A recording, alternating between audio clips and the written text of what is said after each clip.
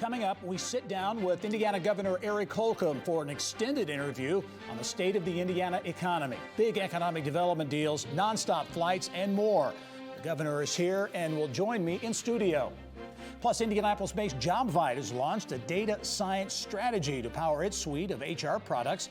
CEO Ammon Brower is here to explain how that strategy will work and what it could mean for business. Plus, we got another big one.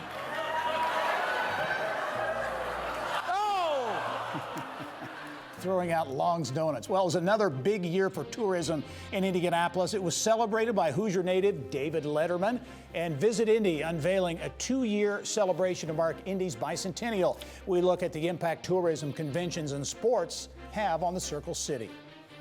Details on those stories and much more ahead on this edition of Inside Indiana Business.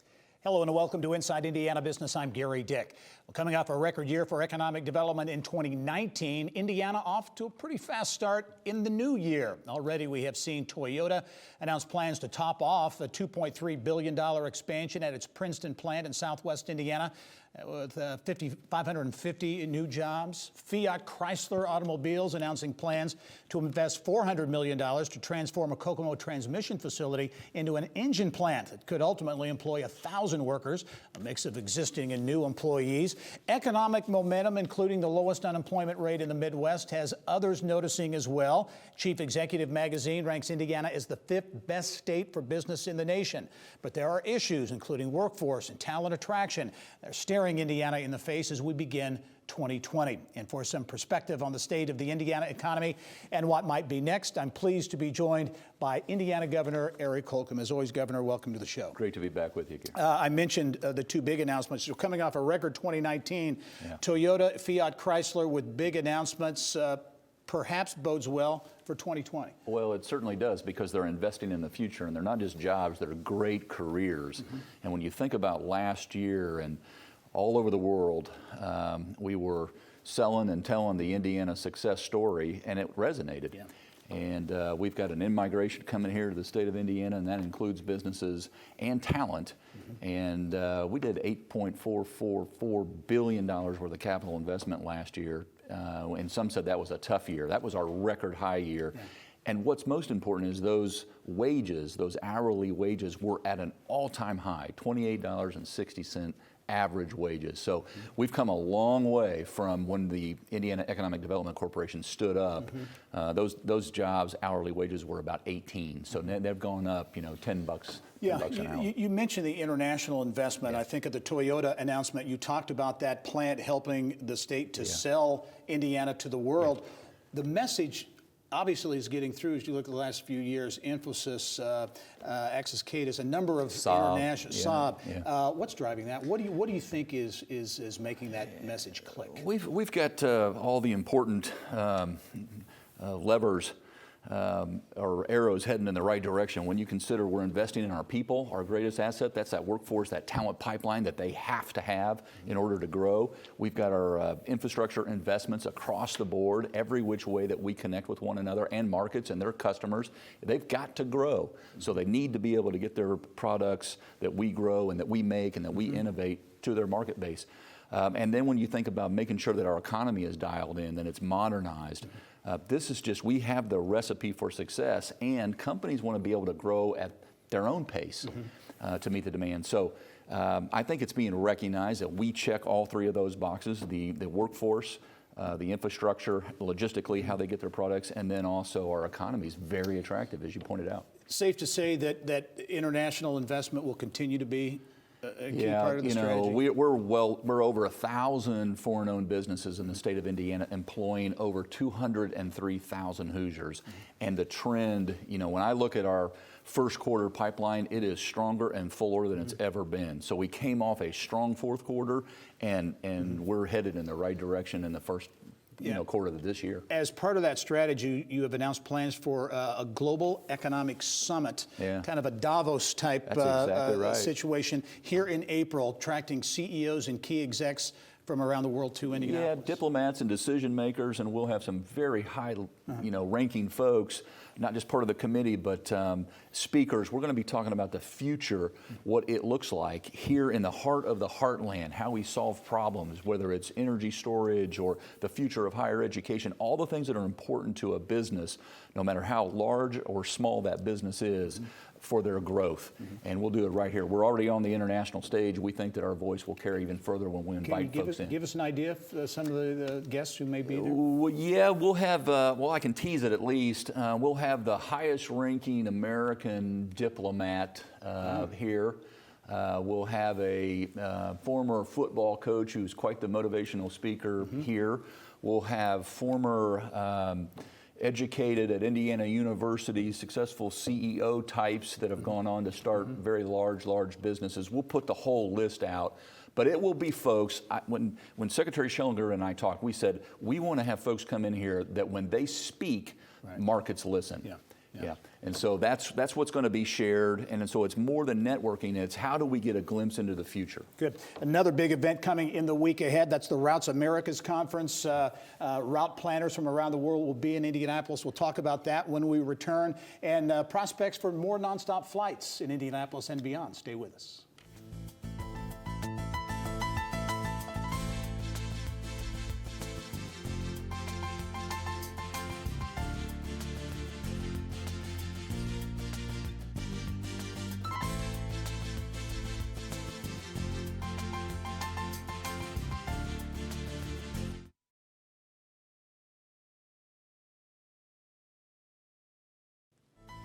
Well, welcome back as we continue our conversation with Indiana Governor Eric Holcomb on the Indiana economy. And Governor, a big event in the week ahead is the Routes Americas Conference, which I believe this is only the third time it's ever been held in North America.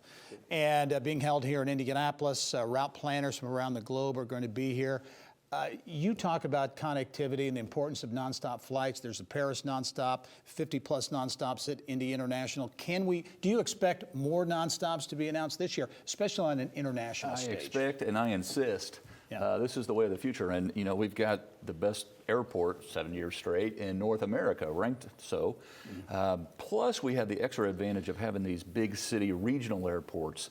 And so, time is money, whether it's road, rail, barge, certainly air. It's when that product leaves the factory floor or that service, how do we connect with the rest of the world? And those nonstop flights are critically important to being in the middle, being in the heart of the heartland for the success of our entrepreneurs. And are those efforts focused really to kind of align with where the international investment is in Indiana? Those international markets. The business model has to work, of course, but coming from with our foreign direct investment that has tripled in 3 years, we've got to meet the market demands no matter how far away they are or on either coast. So we're now in a position to where folks are calling us from other states or other countries saying, it's time for us to talk. You're a very attractive partner. How do we meet? Yeah. You talk about challenges for the state, certainly workforce, talent attraction for all states, and certainly here in Indiana. As you look at the workforce issue, the skills gap, training issue, there's a lot of moving parts there. How does Indiana continue to address that issue? Yeah, well, we're putting the resources there. Unfortunately, because our economy is growing, we can afford to do just that. And so you have to make sure that the talent pipeline, K through 12, is not leaking. And then you also have to make sure that adult talent pipeline is in place. And what we've done is, as a state, we've said, if you'll put the time in, we'll put the money in, we'll put the skin in, and then we'll credential you up. The good news is we have the people, we have the jobs available. 92,000 high-wage, high-demand jobs currently available that you can get on your phone on the ICC app, the Indiana Career Connector app, and all you got to do is put that time in to get credentialed up in these high-quality credentials and certificates. The good news is people are starting to take advantage of these. Since the program rolled out a couple years ago, 900 businesses have skilled up 9,000 of their employees. 23,000 folks have said, I'll go to Ivy Tech or Vincennes University and get that certificate. And oftentimes that leads you on that path to double or triple your salary. 30 seconds left, Governor, but as you look ahead at 2020, I know you have a positive outlook here, but what can we expect in the year ahead from the Indiana economy? We're not going to be slowing down, and we're going to continue to grow, and what that means is more opportunity for more people. Success attracts success, and so how we manage that growth is critically important, and you'll start to see even more investment into quality of place. That's that other ingredient in addition to that economy and workforce and location, it's the quality of place, where people live, that we'll invest in. Seeing that a lot around the state already. You expect to see more of that as well. Governor Eric Holcomb, as always, thank you for coming in. We look forward to talking to you soon. It's great to be here. All right. Well, coming up next, an Indianapolis tech company thinks it may have kind of the secret, the high-tech secret to helping recruiters and companies match best fit candidates in an increasingly tight market.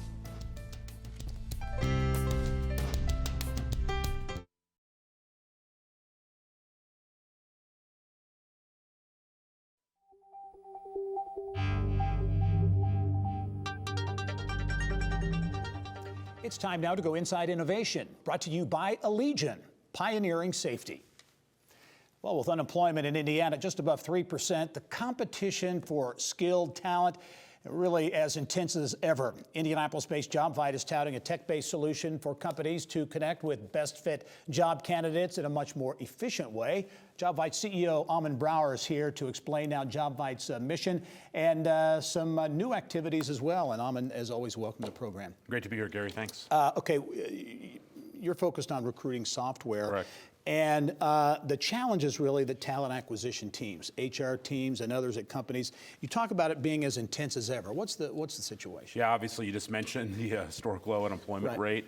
There certainly is a shortage of talent that companies are running into as a blocker to their growth.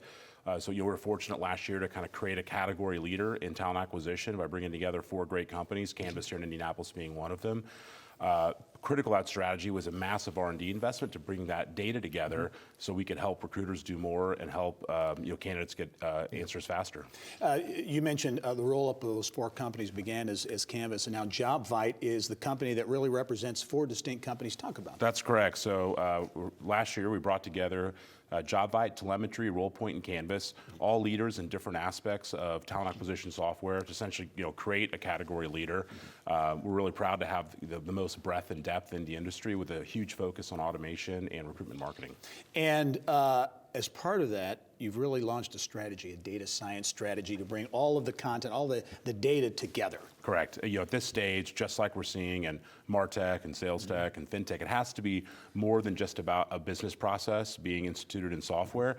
It's got to be about how do we drive predictable results for talent acquisition teams, how do we drive automation, and how do we go solve real problems with them through the best of today's technology stack. Talk about the traction you're gaining, because JobVite truly is a global company with global presence. Talk about the reaction the companies are having. Yeah, we've had tremendous success in very large enterprise firms. We power talent acquisition software for some of the biggest companies in the world, some of the highest volume hiring companies, global companies like Royal Bank of Scotland. So it's been a lot of fun to see really great expansion opportunities. So folks that might have started off as a Canvas customer or a JobVite customer now really leveraging the power of the whole portfolio of technology that we can deliver. And I guess really in simple terms, in simple language, it's about efficiency in a large part, right? No doubt. I think there's this balance, right, with automation efficiency, but ultimately in this labor market, you have to deliver an incredible candidate experience. So the key isn't to automate it without thinking about that. The key is how do you take this pool of data across these 4 technologies that we acquired and really help recruiters deliver a better experience and help get candidates answers faster. And what I think is a very interesting piece of this too is this is all right here in Indianapolis, that when these companies came together, they didn't go away from Indianapolis. but are right here in the city. Yeah, that's great. I think it's been an awesome testament to the city of Indianapolis. You know, when we got acquired, we might have had around 7 employees. I think we've got 85 or so here downtown Indianapolis now.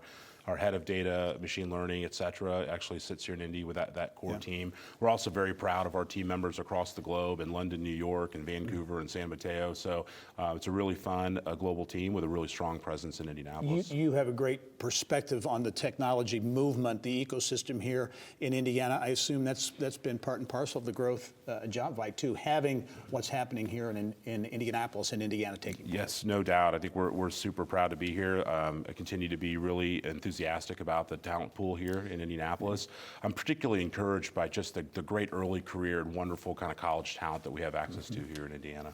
Almond Brower is the CEO of JobVite, a growing company here in Indianapolis. We look forward to following the story. We'll talk to you soon. Right, thanks, Gary. All right. Well, this week, Car Global and Indianapolis Mayor Joe Hogsett hosted members of the Indiana tech community for a discussion on tech's increasing importance on the regional economy across multiple sectors. I was there and hosted a panel discussion that included Car Chief Innovation Officer Mark Indris, TechPoint CEO Mike Langelier, and High Alpha co-founder Christian Anderson. Anderson said for Indianapolis and Indiana to get to that proverbial next level, it has to really break out of the comfort zone. There are a handful of ideas that have been advanced over the last few years that I think the first response is, well, that'll never get passed, that'll never happen, X, Y, and Z.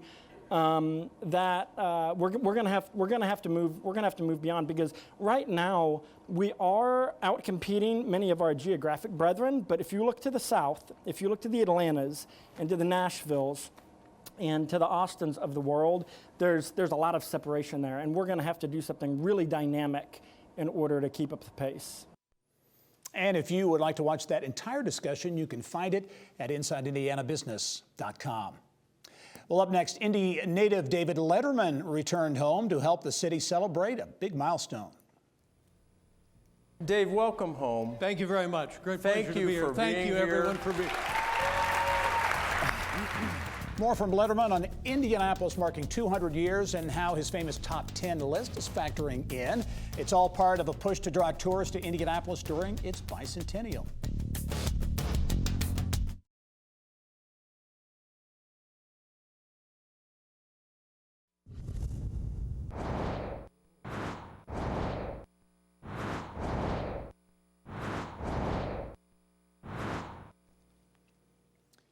Here's what's making news now around Indiana. Well, the Indiana Economic Development Corporation has certified Marshall County as a broadband-ready community. The state says the designation means county and city governments have been working together, taking steps to reduce barriers that may prevent telecommunications companies from making an investment. Also, the city of Plymouth, the county seat of Marshall County, was named the 2019 Community of the Year by the Indiana Chamber of Commerce, citing collaborative partnerships and economic development projects. Wisconsin-based startup Accelerator Generator is named Sarah Aubrey, Program Director of G-Beta Fort Wayne, which is currently accepting applications for startups to participate in its spring program. Aubrey previously worked in higher education and arts administration. The Startup Accelerator works in partnership with the IEDC and City of Fort Wayne Summit City Entrepreneur and Enterprise District, and will lead 2 programs with 5 local companies that are accepted per cohort. And Evansville-based Quarion Technology says it has raised $700,000 from several investors, including Elevate Ventures. The company has hired 2 employees and will also increase marketing for its real-time location system that tracks forklifts. A partnership between Elevate Ventures and the Economic Development Coalition of Southwest Indiana supporting Quarion with a long-term goal of developing infrastructure in Southwest Indiana. Well, more than 900 community leaders gathered in Indianapolis this week to celebrate the city's top tourism wins of 2019 and to honor one very special Hoosier. Our Mary Rachel Redmond was there and has details. Oh, Indiana is the place where I should be. And increasingly, Indianapolis is the place to be, as the city continues to gain national attention as a top destination for conventions, major sporting events, and more. Something Visit Indy CEO Leonard Hoops knows better than anyone. We had a great year. We've booked 840,000 or more room nights for 6 years in a row, and we sold more hotel rooms in central Indiana than any other year. So right off the bat, those are huge numbers.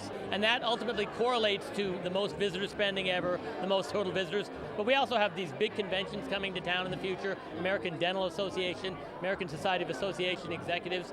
The future is really bright for Indianapolis.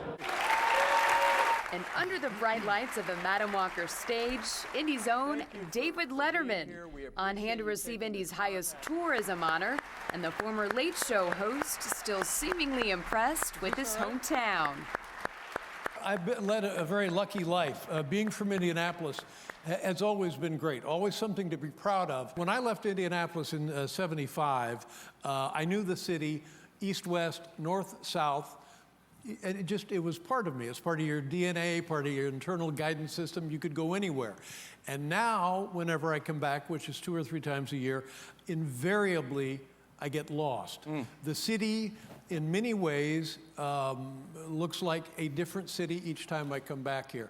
I also find that when cities of this size and this location, you talk about cities up along the Lake Erie, like Cleveland, for example, have struggled mightily, whereas this city has done nothing but, to my eye, in a very positive way, blossom. And the framework is in place for Indy to continue that positive growth.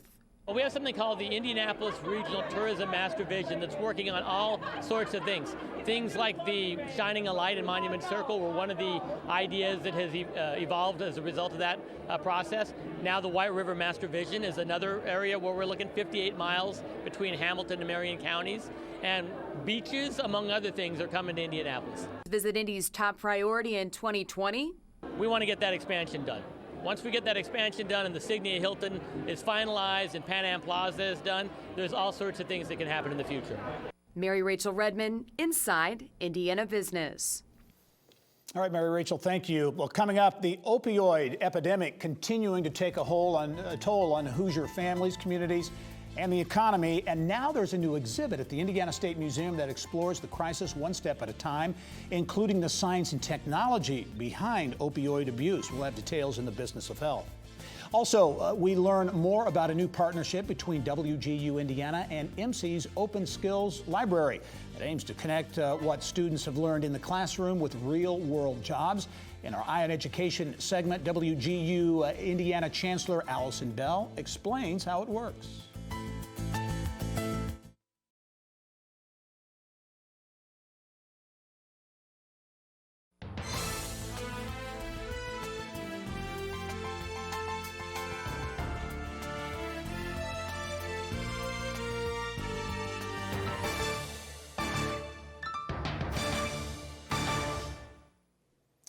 Well, the Indiana State Museum says it's doing something it usually doesn't do, opening an exhibit that tackles a very tough topic.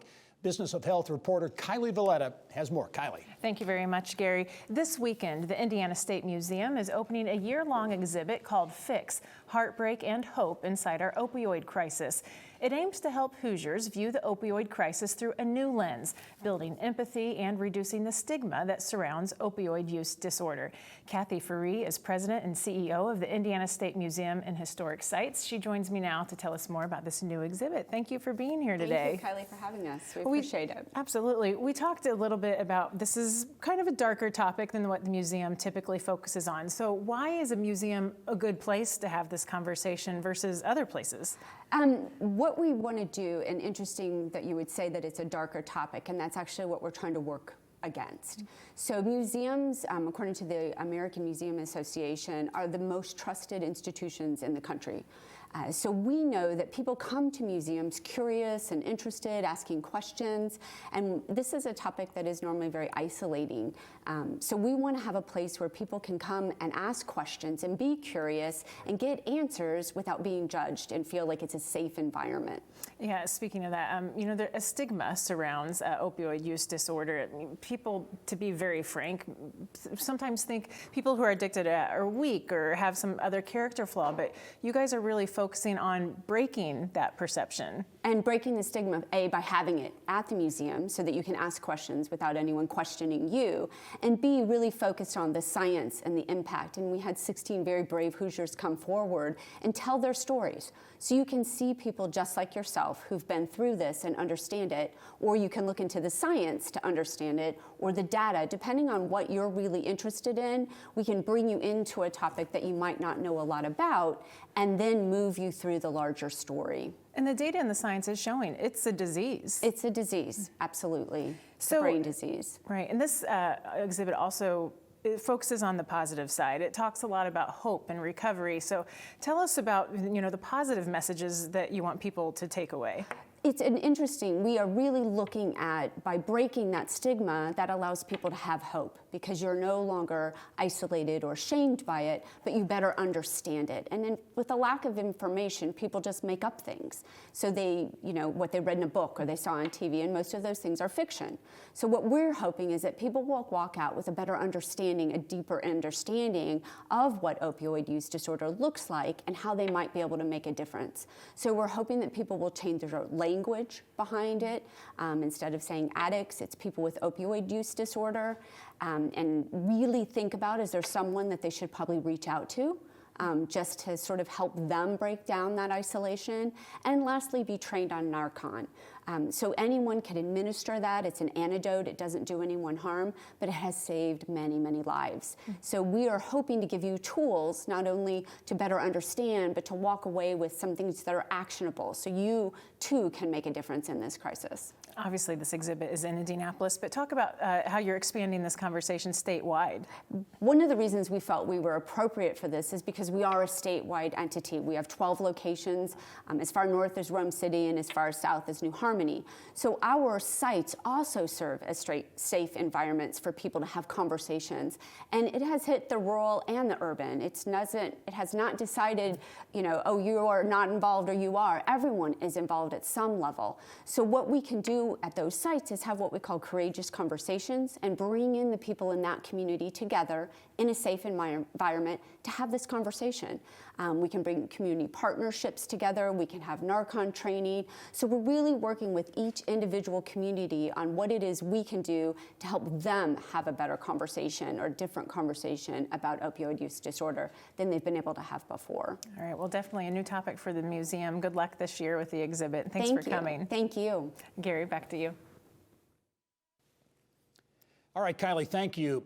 Well, WGU Indiana is tackling a new initiative that is helping to focus on ways to help students find ways to do more with the degree they earn. WGU partnering with an Idaho-based analytics company to connect what students learn in the classroom to real-world jobs with the intent of really translating that into a successful career with promotional opportunities. And for more on this initiative, I'm pleased to welcome back to the show WGU Indiana Chancellor Allison Bell. And as always, Allison, welcome. Thank you. Before we get to the partnership, WGU Indiana coming up on 10 years. That's right. Right, your 10-year anniversary here in Indiana. And 9,000 graduates. That's an amazing number. It is an amazing number. That's 9,000 lives changed plus the families that that impacts. Very good. Well, I know hear more about that as the year unfolds. I mentioned this partnership with MC, an Idaho-based company, deals with workforce and work skills. Talk about how this partnership is coming together.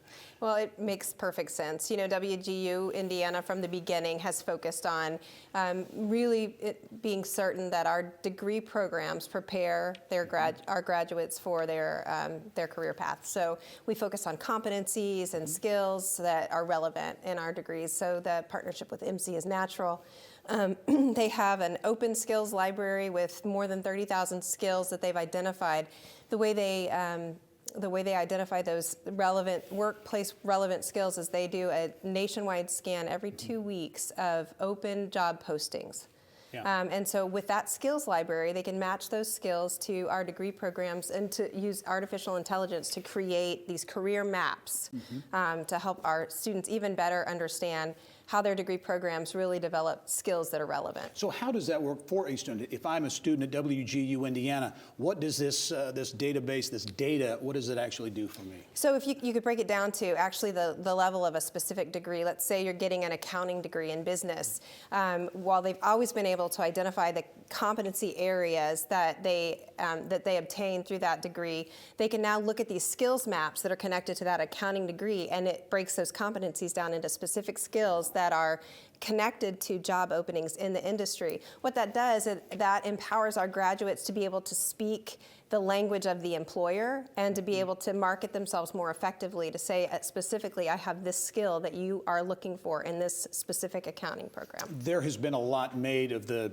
for lack of a better term, the disconnect between academia and the business community. I know BioCrossroads just recently came out with a study on that. This kind of would seem to get to the heart of that and really creating more connections between the two to the benefit of the student.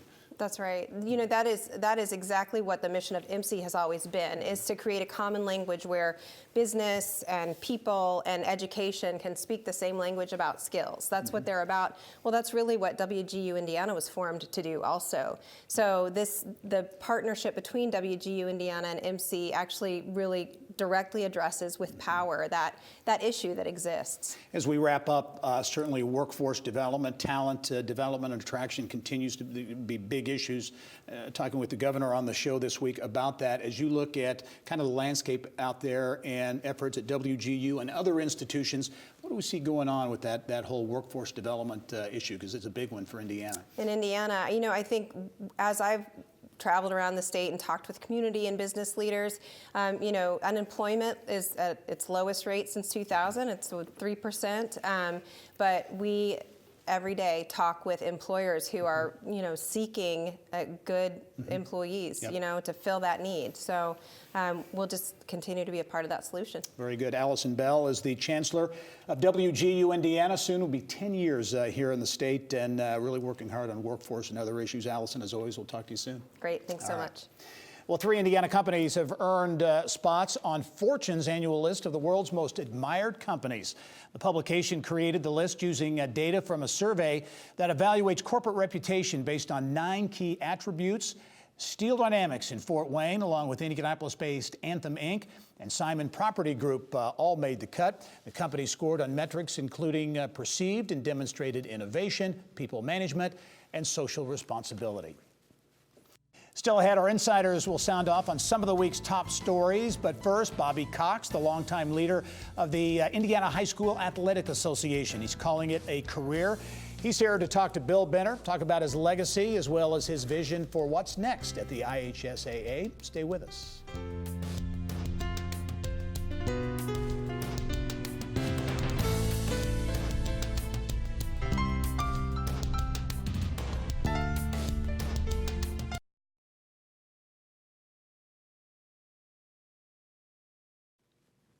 Well, Notre Dame blockchain startup SymbaChain continues to increase its profile, its footprint in the growing tech security space. The company recently closed on a $1.5 million seed round of funding from Indiana investors, including Elevate Ventures and Pitt Road Fund.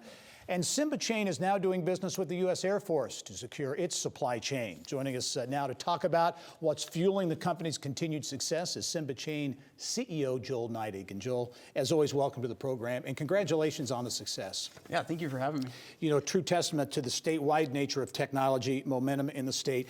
When we talk about blockchain technology, you know, everybody reads about it, sees it, talks about it, but I don't think many people exactly know what it is. When you talk about blockchain technology, what's it all about? Right, yeah, and a lot of people associate us with cryptocurrencies, but Right, it's just right. the underlining technology of what cryptocurrency is. So blockchain is what keeps everything in order, just like your debits and credits in accounting. Yeah. And that's what we're doing. We're supplying secure audit trails to the U.S. Air Force and our other customers. Well, talk about, you have numerous customers, but I mentioned the U.S. Air Force. That's a substantial deal for you, right? Yeah, it's really substantial. We actually have we have multiple contracts with the Navy as well. So we've really didn't originally focus on that, but that's just how it all came about because our technology is so well suited for keeping their complex supply chains secure. Well, in addition to contracts and getting seed funding at the Mirror Awards, Tech Points, really the Academy Awards of Tech, if you will, you won Best New Tech of the Year in Indiana, which was a great honor as well. Talk about SymbiChain. You started at the University of Notre Dame, the Idea Center, right? Give us the thumbnail sketch of SymbiChain. Yeah. So I got with one of the professors at the university, the Center for Research Computing, so Dr. Yark Nabrisky and Dr. Ian Taylor, my co-founders, and had this problem that the Defense Advanced Research Project Agency needed a secure messaging application for the Department of Defense. Yeah. And that's how the company started. We realized it was really difficult to build blockchain applications, and we wanted to make it very simplistic, where you had really no code kind of platform for people to just go in there and drag and drop. How important to start this company and to grow this company, how important was Notre Dame to that process and the Idea Center? Because Notre Dame has become so engaged in the tech ecosystem and the movement and economic development too. Yeah, I mean, the accelerator there, Brian Ritchie, and the rest of the Notre Dame team there at the Idea Center really helped our from an accelerator standpoint, pre-seed, so they help run our pre-seed round. They've helped us do market strategy, so help building, like finding what customers need this solution, different things like that. So all that kind of help, and then also we have office space there as well that we're able to lease at a very nice rate for such a small business and a startup. Very good. As you look going forward, opportunities, you've got a lot of momentum. Mentioned the seed round of funding and kind of the notoriety that goes along with getting the best tech product award. What's next? What do you see as the real opportunities? Yeah, we're just going to be executing on our government contracts over the next year, really growing our enterprise solutions. We're with Microsoft now, so we're Microsoft for startups. So we go to almost all their trade shows now with them and provide our solution with Microsoft Azure. So there's a massive JEDI $10 billion program that they won with the Department of Defense, and so we've really integrated with that. Growing this kind of technology, high-level technology, doing it in Indiana, that's something you feel comfortable? Absolutely, yeah. I mean, I'm from here. It is like, it's part of me, so. Very good. Yeah. Joel Neidig is CEO of SymbiChain, based in northern Indiana at Notre Dame's Idea Center, continues to do great things. And Joel, as always, thanks for being on, and congratulations on the success. Thank you. All right. Well, in its history, the Indiana High School Athletic Association has had just 8 commissioners, but it will soon have a 9th in the wake of the retirement of Bobby Cox. Bill Benner has more in this week's Inside Indiana Sports. Bill. Gary, thanks. After 41 years as an educator and 20 with the IHSA, including the last 9 as commissioner, Cox recently revealed that he will retire this coming summer, thus ending a tenure marked by inclusion, sportsmanship initiatives, and increased emphasis on the branding and the value of participation in high school athletics. And pleased to welcome Bobby here on the program. We've had you on many times over the years talking about initiatives and sometimes issues, but as you reflect now on your soon-to-end career, what makes you most proud, Bobby? Well, I think one of the most rewarding aspects of the work was the partnership with Special Olympics Indiana and the development of our inclusion program and Champions Together Unified Sports. The opportunity to have young people with and without intellectual disabilities participate together representing their high school, wearing the name of the school on their jersey, that many times is the name of their community, is very special. Yeah, and I've told many, I'm on the board of Special Olympics Indiana, I've told many, the first time I went to the Unified Track and Field Championships and watched a Special Olympian have a state championship medal placed around his or her neck was very special. You've also had a very strong emphasis on sportsmanship initiatives. And again, sometimes it's a crazy world out there. It is, and high school sports are emotional, but we need to keep that emotion in check. And this is educational-based athletics. We're trying to teach lifelong lessons to our young people. And sportsmanship's a big part of that. You have to learn how to win with grace and lose with dignity. And the reality is sometimes that's hard to do. And so we've placed a lot of emphasis on it.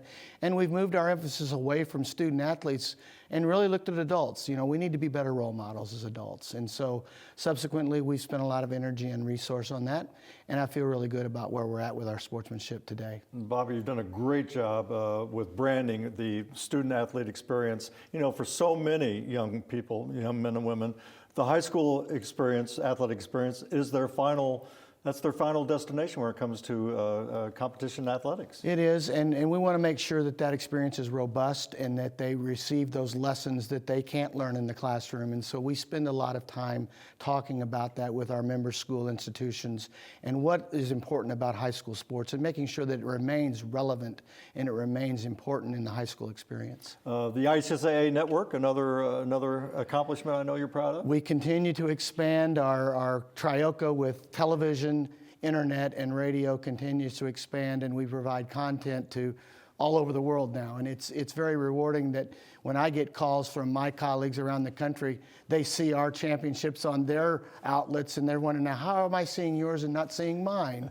And I feel good about that, though, because we get a lot of folks that will talk to us about it, brothers and sisters, grandpas and grandmas from all over the country say, hey, I got to see my kid, my grandkid, my niece and nephew play. Less than a minute left, Bobby. The IHSAA Foundation, again, something that came on board during your tenure, and I know that's going to have a lasting impact. And that's the goal, is to have a lasting impact to uphold the values of education-based athletics and be a repository for the IHSA to do special things for our member school.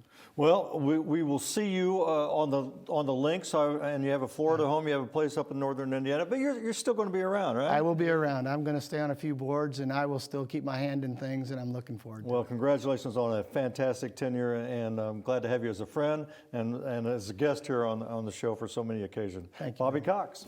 Gary, back to you. All right, Bill, thank you. Well, coming up, our insiders are getting warmed up to sound off on Governor Holcomb's appearance earlier in the show, his take on the state of economic development in Indiana now and in the year ahead. There they are in the Inside Indiana Business Social Media Lounge, presented by the seasoned commercial bankers at Star Bank, getting to know you and your business.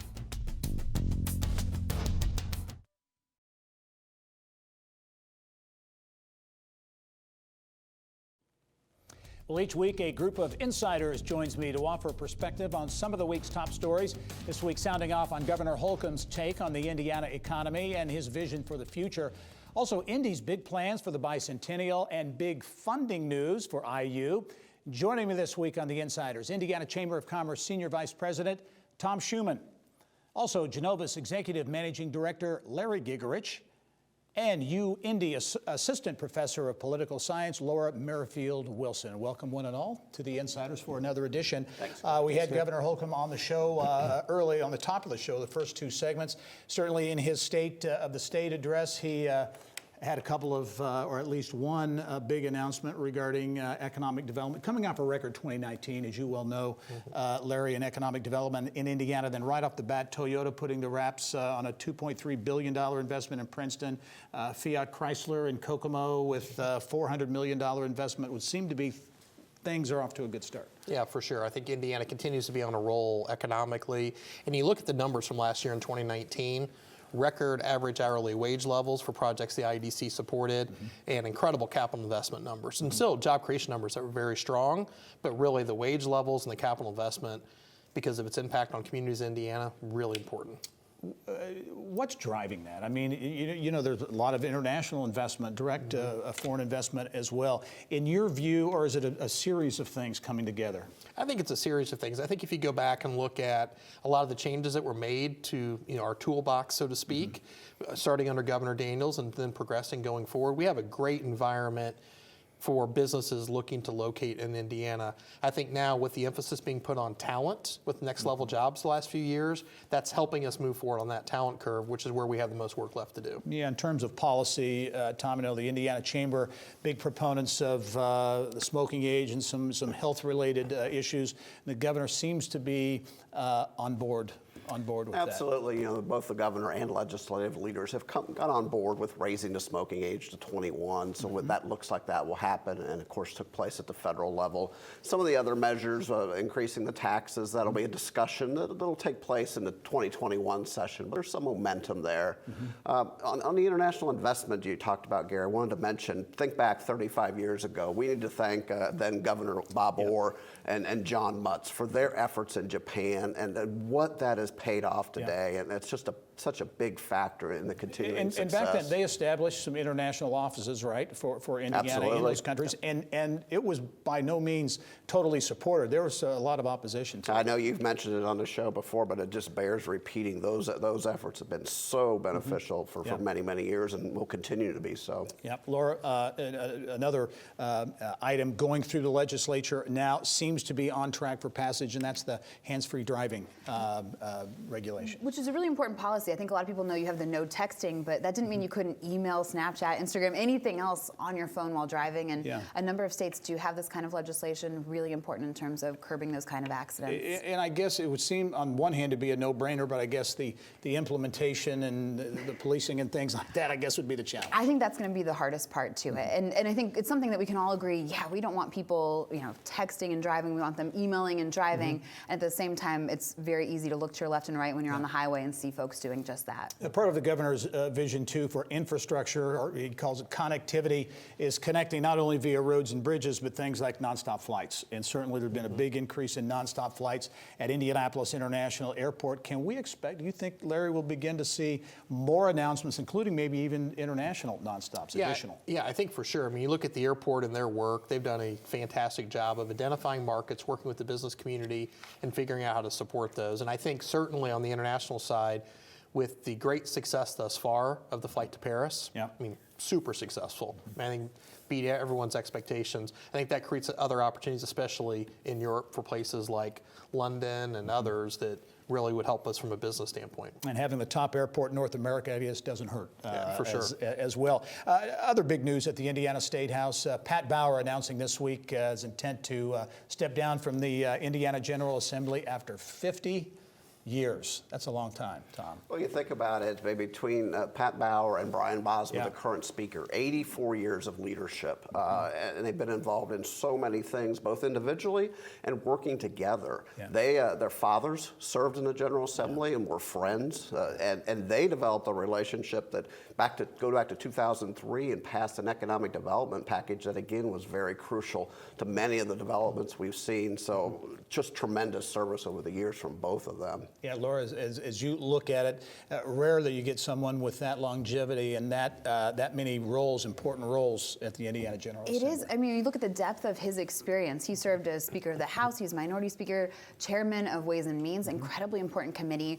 I applaud these men and for what they've done, their service, and it's also great, exciting opportunities. We come to an election cycle for some new blood and new people involved. Higher education, I mentioned a big gift for IU, actually $16 million gift to the IU Kelley School of Business from Brian and Sheila Jellison, the Family Foundation.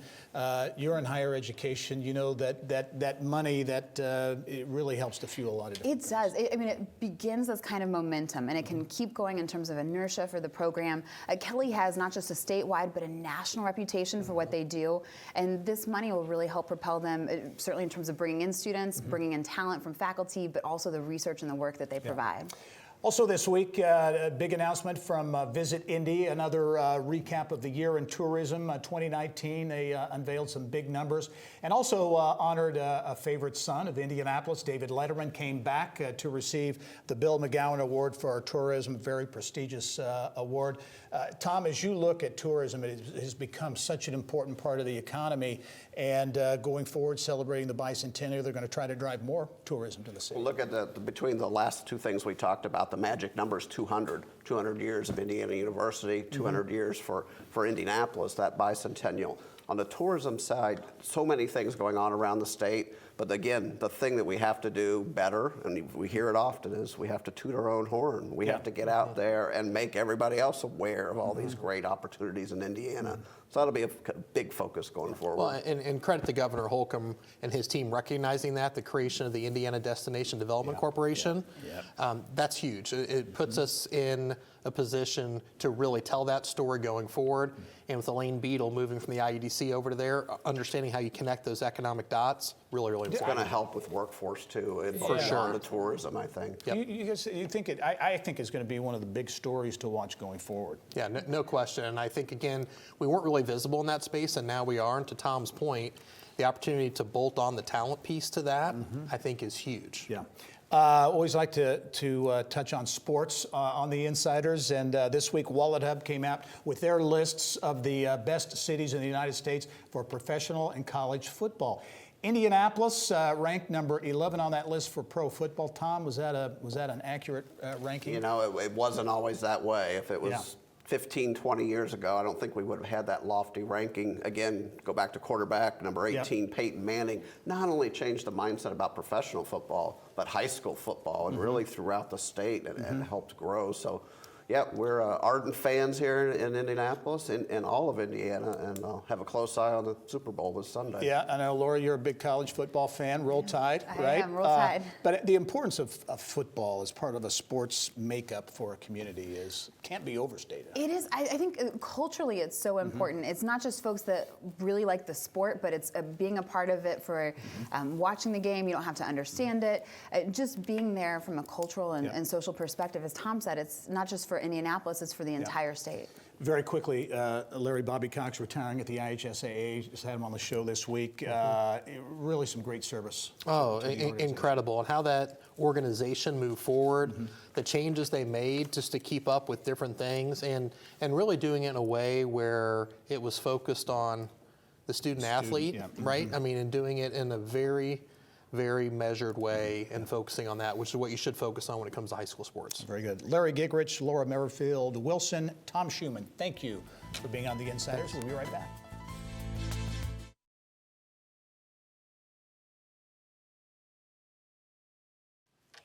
Well, coming up on next week's show, we'll have some big news coming out of the Routes Americas Conference. That story and much more next week. Thanks for joining us this week. I'm Gary Dick. Go out and make it a successful week. Inside Indiana Business with Gary Dick is a production of Grow Indiana Media Ventures with support from WFYI Productions.